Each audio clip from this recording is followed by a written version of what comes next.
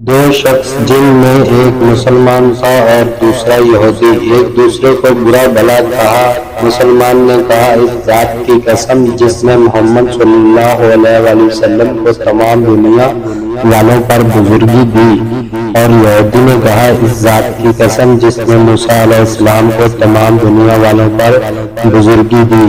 اس پر مسلمان نے ہاتھ اٹھا کر یہودی کے تماچا مارا۔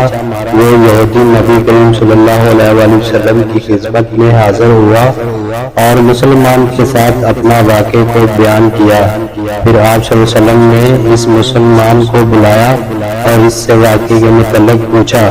انہوں نے آپ صلی اللہ علیہ وسلم کو اس کی تفصیل بتا دی۔ آپ صلی اللہ علیہ وسلم نے اس کے بعد فرمایا، مجھے موسیٰ علیہ السلام پر ترجیح نہ دو، لوگ قیامت کے دن بے ہوش کر دیے جائیں گے، میں بھی بے ہوش ہو جاؤں گا، بے ہوشی سے ہوش میں آنے والا سب سے پہلا شخص میں ہوں گا، لیکن موسیٰ علیہ السلام کو عرش الہی کا کنارہ پکڑے ہوئے پاؤں گا۔